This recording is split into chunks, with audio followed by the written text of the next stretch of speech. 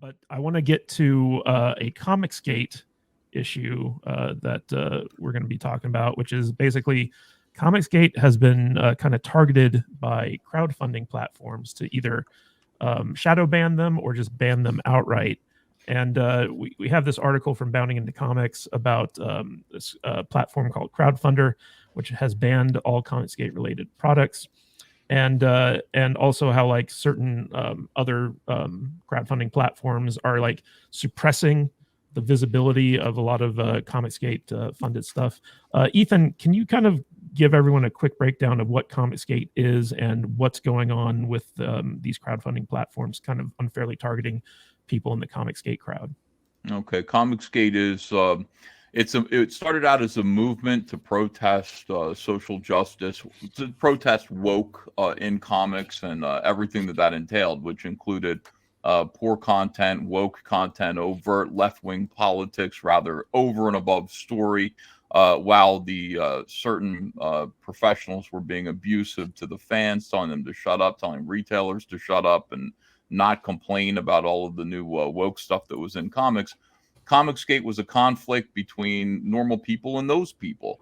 And then gradually over time, when we learned that we could not convince, the mainstream comic book industry to respond to the fans, I was blacklisted from comics for associating with them after it was learned that also I voted for President Trump and therefore was responsible for, sorry, Brian, countless deaths of queer people all over the world. I wasn't aware of that, but they told me that. Yeah, sure. So anyway, we started to crowdfund our own comic books to promote our comics using YouTube. And we've been very successful. And we've inspired, I think, a whole generation of people, including Eric July, to start making our own comics and telling our own stories and creating our own legends. Because most of the stuff you've got to kind of give up for dead. You can still enjoy Star Wars if you want to, but it's never going to be the same again. And we need more creative people who aren't under the stranglehold of leftist politics and that agenda to create the next generation of heroes, legends, and stories. So that's what we're trying to do. In the meantime, we've encountered all kinds of weirdness. We're against political discrimination in comics, and we're being politically discriminated against at every turn. Of course we are. Our existence takes power away from wokesters, from woke leftists who want to be the only ones who get to say who gets to make comics, who gets to make toys, who gets to go to conventions. That's what Comicsgate's for. So, I think we had a few comics that actually got kicked off of platforms. One is Mike Barron's Private American, kicked off for being racist. It isn't racist at all, not at all. And other people and their comics have been removed from the Kickstarter, et cetera, et cetera. And we're finding out that Indiegogo is shadow banning certain projects, certain Comicsgate projects, so that they're not searchable via Google, and you can't find them on the website itself unless you have a direct link. And I don't know why they're doing that. We've asked them; they haven't come out. Crowdfunder was stupid enough to brag that they were right. A crowdfundar. Their crowdfund put the little R at the end. Them telling us that we can't crowdfund on their platform is like telling us that we can't eat licorice pizza. We weren't going to anyway, so F you. But when it comes to Indiegogo and Kickstarter and these other platforms, like, fair is fair. We should be able to use them. We do have a new platform called Fund My Comic, created by a Comicsgater who is, we're endeavoring to try to take control of this situation and be able to crowdfund our own stuff. But in the meantime, it's been extraordinary. Our comics, our product is way better than the mainstream. This is my new book. This is Cyberfrog Wrecked Planet. Obviously, this looks 1,000 times better than anything that you're going to see on the stands from Marvel or DC. We're able to just get in there and really do great artwork, tell good stories, and hopefully, this will be, the future. Future of pop culture. I'm even able to crowdfund action figures that are every bit as good as the stuff that you will find in Target and Walmart. So that's Comicsgate. If you want to learn more about it, go to comicsgate.org. And I'll just ask you, I mean, if you're listening right now and you've never done this before, I want you to consider going to comicsgate.org, looking at all the comic campaigns, and rather than going to see Guardians of the Galaxy 3, and I know Disney is so awesome, and you definitely want to give Disney your money. Rather than do that, rather than go to the movies, take $25 and invest it in one of these crowdfunding campaigns, and do it this weekend, and support young creators who are trying to get their comic books out there without having to kneel to woke. Thanks. Conspiracy Tom, I wanted to ask you, what do you think about these crowdfunding companies kind of like redefining words like racist and stuff like that just to justify like basically banning or kicking off independent creators? Look, I'm Mr. Free Speech, right? I think anyone should say whatever they want. I don't give a shit if your feelings get hurt. When did this become such an issue? But you got to realize, you know, where is it coming from? It's all money, right? So it's all money. It all's coming from money. Who's funding all this crap, right? What's the famous line? Follow the money, right? Who's funding all of these agendas, right? Why is this what we're seeing? Why is this the forefront of everything? Why? I don't personally like okay, they say that the rise of echo chambers is driving a lot of this because people are just continually getting more agoraphobic and more isolated, and you'll only talk to the 4 people, and now everyone in your little world agrees with everything you say. But I personally don't know anyone that really supports any of this kind of stuff. Like I live in Las Vegas. It's a fairly purple city in a fairly purple state, right? But I don't really know anybody that buys into this stuff. I do hear people telling me, "Oh, that's offensive and that's problematic," but that's only because they're being told that that's how you're supposed to feel. We're increasingly in a society where, one, creativity is shunned, being different is shunned, and everyone is supposed to be like everybody else. We're all equal. It's this terrifying reality that we just keep going further and further. The Overton window just keeps they keep opening more windows and we keep going through them. And it's like, we started way over here, right? I remember the 90s. The 90s were great. Comics were great in the 90s, right? And then here we are today. How did we get here? Who paid for us to go from here? That's a really good question. I've often wondered how I've often wondered how we've gotten to the point where we at now with all this craziness. It's weird. It, man. It's the Overton window, right? Started in the 60s with Marxism. Well, no, it does all start in the 60s. And I mean, if we want to get in the conspiracy side of this, read Chaos, the CIA's Covert War of the 60s. I have that book, bro. Fascinating, isn't it? It's a fascinating book. Also, basically the Marxism playbook, guide to the third. That's great. It's fascinating. The 60s, everything that was happening in the late 60s, early 70s is literally happening right now in America. It's how to take over the country without actually going to war. Yeah. Who's paying for this shit? Well, all the hippies are in charge now, right? Yeah. Look at Congress is just a bunch of lawyers and ex-hippies for the most part. All indoctrinated in universities by crazy hippie professors. Yeah. Here's another good book. It's called The Storm Before the Calm. It's like a socioeconomic breakdown of the United States from colonial till now. Just absolutely fantasizing, fascinating deep dive. And kind of what it discusses is every 80 years, there's like it's a generational shift in the country. And right now we're at the end of a generational shift. So right now it's like the experts. So it's post World War II till now have been the experts, have been who we look to, doctors, lawyers, master's degrees, which is also why our education system's gotten all out of whack, because we put so much emphasis on your degree and what that means, right?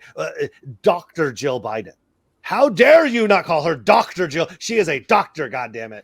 You know, so, and it's just the force of the country. So we're all coming to the end of this right now. Lots of people are starting to realize that just because you're a lawyer doesn't mean you're a smart person. Just because you're a doctor does not mean you understand anything, right? But more people are understanding this, especially over the last, 3 years. We all realize that there's no adults in this country, that we are adults. And I was pretty sure I was still a high school student screwing off and failing my English classes. You know what I mean? Mm-hmm.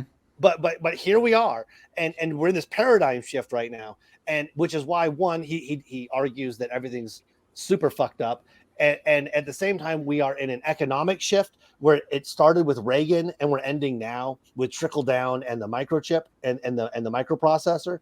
And now we're moving into a new phase, which is probably AI driven, which is Mrs. Davis terrifying Black Mirror 3.0. Hey guys, if you could do me a quick favor, if you like this episode and it tickles your fancy, or any other episode that we've done in the past, share it on social media and tag us in that post so that we know you're talking about us, and we will immediately jump onto that app and we will respond to your tag, and we can talk about what you like about the episode and possibly talk about something that we might want to cover in the future. And we would love to bring you in our community. We have a wonderful Discord app as well. There's a bunch of people in there that just love chatting with us.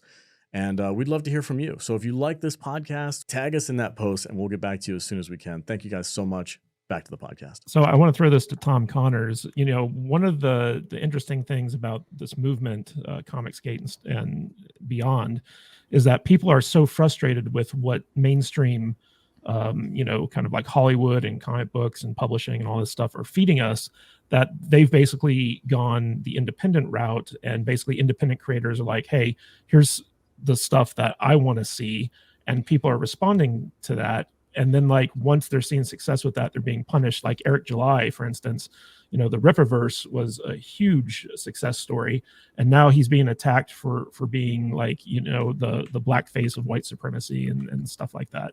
So what's your take on this? Why do you think that independent creators are being so viciously attacked by the mainstream? Well, if they weren't a threat, if they weren't a problem, then they wouldn't be getting attacked, right? Like, the industry would just ignore them. They would be not a problem. It's kind of the same thing with, you know, being an indie filmmaker, indie producer of any type. You know, if the industry sees you as a problem, they'll either buy you out or they'll try to tear you down in some way. But at this point, there is no comic book industry. I mean, I'm sure Ethan will tell you that right now. Like, the Comicsgate comics are selling a lot better and have a lot more what's the word I'm looking for? Loyal fan base, I guess, for lack of a better word, than any comic that's out right now. I mean, name me any title. I mean, all the top 10 comics are always 10 different Batman titles, basically, because they ain't got nothing else. Mm-hmm. Nobody buys into Spider-Man. It's not any of the characters anymore. And you know, Ethan had that great that Michael Bancroft turned into the animated bits with Cecil that kind of explained this whole thing as to where we're at right now. And, you know, you got to imagine sooner or later somebody would figure that out, but it's too late, right? I think that the box office of Guardians of the Galaxy this weekend is going to play that out, regardless of how many people are enjoying the film. The water's been tainted. Nobody cares anymore. There's no comic book industry. As far as, so they have to tear down everybody around them who's doing better. I'm sure Ethan said this a million times before, you know, it's about power, Tom. Yeah, about exactly. Who has the power. It's not about stories anymore. Yeah. I don't want power. I want to be able to make comic books and toys. Thank you for, by the way, Comicsgate, thanks for helping me to make toys. That's a dream come true. Tom, look at this. Look at Salamandroid. Yep, look at this toy that we made. Yep. Did you get one of these? Yep. I mean, this is extraordinary. The fact that we were able to make, look at the tail. It just goes That's on and on. Wow, that's pretty badass. Yeah. So I mean, this is like we couldn't have done this without Comicsgate. There's no way that, you know, working in DC, this would never have been a reality. I'd be working on their characters forever, giving them ideas. But the fact of the matter is, you know, we're taking power from them and using it in a very positive way, which is to create more stories. They're using power to exclude and gatekeep others and other creators who are in their way, who they see are in their way. That's intolerable to me, and it can only do harm to the comic book industry. What do you think, Matthew Kadish? Cool? Yeah, very cool. Very cool. Brian from the Popcast. So there's a political element to this, right? Where, like, basically, if you're to the right of Lenin, you're considered to be like a problematic individual, and you need to be silenced. And this crowdfunding situation is just like an extension of that, like we saw with Patreon, people with the wrong political beliefs getting basically, you know, their entire livelihood taken from them by getting banned from that platform and stuff like that. And I know that Ethan, like when he was on Timcast, he told his story about how, under Obama, things were great because, the other side was powerless. But as soon as Trump got into office, everyone became a The target. natives became restless. Yeah, they were placated when Obama, and I hated Obama's presidency, but I'm an adult. I just kind of said, nah, it'll be my turn in 8 years again, to vote again. For every 4 years, I'm going to get another chance. As soon as Trump won once, I've never seen people behave like this. Oh, man. And you guys all witnessed it too. It was insane. It's still going. It's still going. It's still going. Yeah, people still have TDS, man. The guy's not even present anymore. Yeah, well, it's really payback for Al Gore, it felt like to me. That's what it really, really felt like. They were that pissed. That's what they were throwing a fit about. Yeah, but I want to hear Brian's take on this because you guys at the Popcast just went through a situation with Amazon as well. So there are these institutions in place to kind of help the small business guy, the independent business guy, but they seem to just on a whim just want to destroy you. Yeah, they decide arbitrarily or based on their dislike or like of you or what you're selling or your unwillingness to sell things that they want you to sell or say or do, whatever. They just sort of decide that you can no longer do business. And the thing is, these companies have now completely, not completely, but for the most part, taken over their respective industries. Amazon is the biggest marketplace in the world. It has the majority of the market share. As someone who runs a couple of websites who sell, I have tiny little percentage of that market share. People would rather go to Amazon over my site. Normies don't understand that they're supporting this giant corporation that doesn't care about them. So in order to run your business, you have to be part of that world because that's where all the people are, right? Or you just can't have that business. Yeah. So we have to be in Amazon. I've been with Amazon for almost 20 years. I remember my first 2 years with Amazon, I was in the top 10 percentile of sellers. I got a plaque. They sent me a plaque in the mail. That's a congratulations. You are in the top 10 percentile of our best sellers. The third year, I got a plaque. I was in the top 5 percentile of their best sellers. They loved us. And then that changed. We keep bucking the system. I'm not going to get into crazy details, but they are worried more about stealing your product and protecting other people stealing your products than the sellers that have been with them for 20 years or the people that are working with them. They can't outright kick us off. So what they do is every couple of years they just throw out insane allegations. We think that you might be stealing this information or this design or whatever from someone else, from Disney specifically. It's always something to do with Disney. So you're just suspended indefinitely until you figure it out. And then we have to jump through all the hoops and we have to explain everything and eventually they let us back on and then it goes from there. Or maybe we're something political that they don't like. Like we literally had shirts up that we don't even take a stand in our business, but we had shirts up that supported whoever you wanted to vote for. But the fact is, they didn't like the fact that a couple of the products that were supporting right wing, even though we had a corresponding left wing products up there too, because we're not discriminating. We'll take all your money. But they don't like the right wing ones, so they put a bunch of flags on that and like, oh, this is flagged as unsafe. Unsafe. It's a T-shirt. What are you gonna do? Kill someone with it? Like we had a T-shirt that was like a Counter-Strike thing. It was a Counter-Strike T-shirt, and it was like a guy with a gun. He was like, "I'm gonna go frag some nerds," and they lost their minds. They lost their minds. That sounds problematic, for sure. Yeah, so I want to throw it to Vader. Like, what do you think about the situation where like there is no free speech anymore? Like from YouTube to Facebook to pretty much every social media platform except for maybe Twitter, they're basically kind of controlling what it is you can and can't say and can't do. Yeah, I don't know what to say to that, man. I did just have an instance on Twitter just this week where I found it kind of fascinating how I made a tweet and I was being critical of Star Wars Visions season 2, and for real, I did. It was a real tame. There was no swearing or anything in it, and I put the hashtag Star Wars sucks at the end of it, and I said, hey, we can see your agenda poking through with all your female centric cartoon shorts, right? And that's basically what I said. And I randomly went back and checked that out 7 hours later, and I had literally no interaction and 4 impressions on Twitter, right? I'm like, I got 1,500 people that follow me on Twitter. I mean, it's not a huge thing, but it's not small either. I usually get, some interaction. So, and I thought that was very strange. So I just, as an experiment, I did another tweet, basically reversing the initial tweet and just saying, hey, your Star Wars Visions 2 is the greatest thing since sliced bread, basically, and you're so powerful and strong and brave, and I love the whatever. It was gross. It made my fingers hurt just typing it.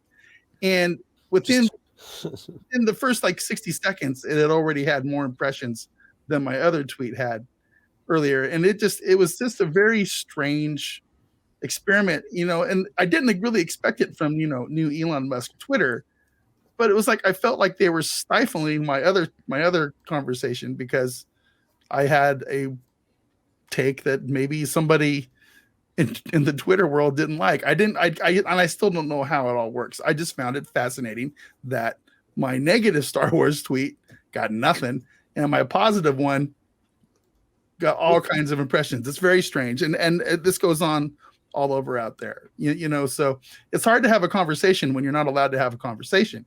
So this kind of reminds me of when this kind of reminds me of when you guys were reading all the Morbius. Yeah. Like this is the greatest cinema achievement of our generation. I mean, people were. I mean, that was the real comments.